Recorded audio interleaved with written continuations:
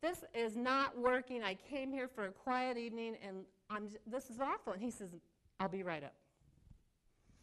So he goes up. She tells him the situation. He says, ma'am, this has never happened. I can't believe this has happened. Let me try it. So he got in bed.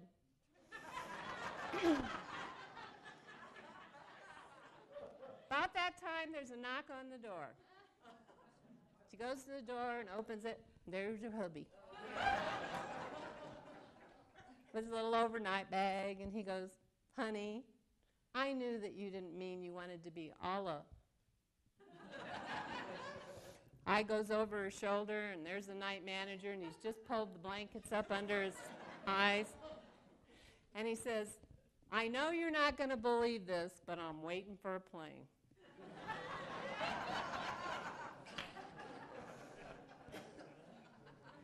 You know, that's what's happening to us. We're waiting for life to happen. We're in the wrong place waiting for it to happen. Right? That's what's happening. You know, back in the 70s, we didn't have a lot of role models. You just got tough, and you made it. And I was sitting in my living room one day. After I'd worked all day calling on businesses, and I got home, I'd feed my son. He was 18 months, you know, he's getting older. And I fed him, and then you give him a bath, and then you read to him, right? And then what's left? You sit down, and I think I had to go turn on the TV. Imagine that. And what comes on? No. I bring home the bacon, fried up in a pan. I never ever let you forget you're a woman. I'm a woman, oh yeah.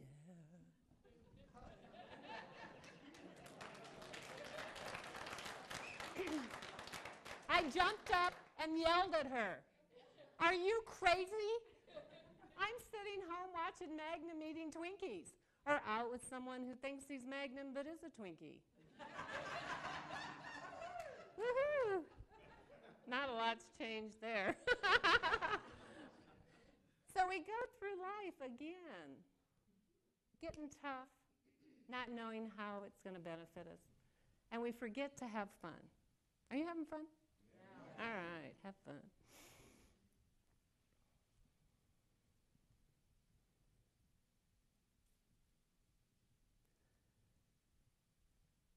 So what stops us? What are the fears that stop us from having that vibrant, alive feeling? That takes away who we really are. That makes us struggle and not be who we really can be. What is it? Our past experiences, our mind, you know, we get set. I call it a root-bound mentality. We get set in that root-bound mentality and we forget to feel vibrantly alive, to feel the joy. And we let other people convince us that we're not wonderful enough to have a quality life. Fear-based living. When I broke up with my boyfriend, I thought, oh, and worse, I turned 60. Oh, you broke up with your boyfriend and you turned 60. Life is over, right? I mean, life is over. And yet, it was just beginning. It was just beginning. It was just starting. When I was writing my book, I joined a writer's group, and they kicked me out. I mean, I know, I wasn't really that, you know. My mom might have been right there, you know.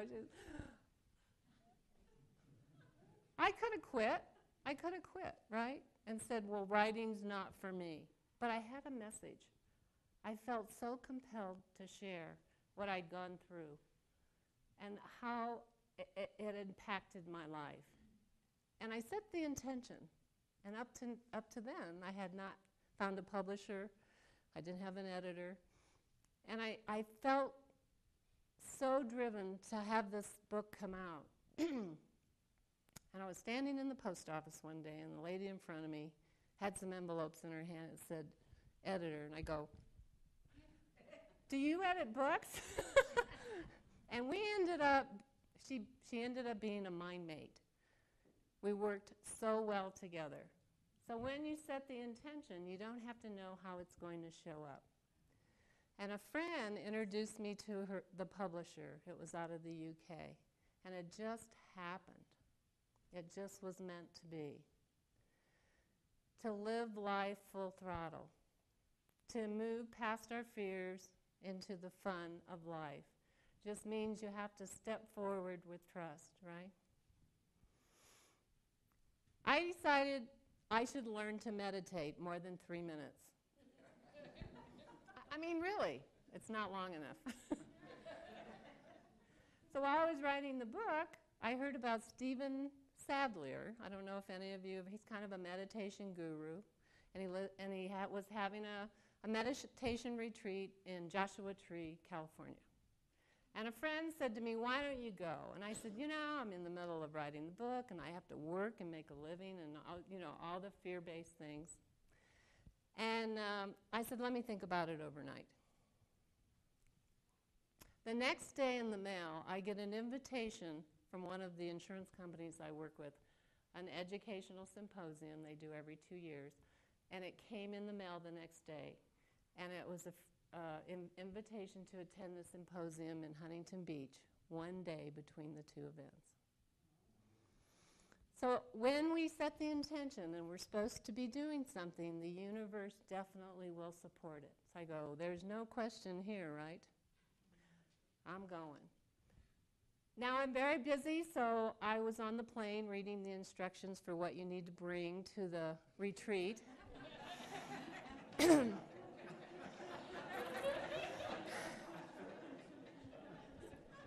It said, water bottle, warm socks, and a flashlight. And I went, I didn't bring a flashlight.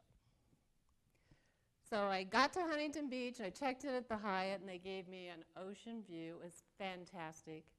And we went to register, and they had this beautiful leather folder, and it had the 3 days of the speakers in it.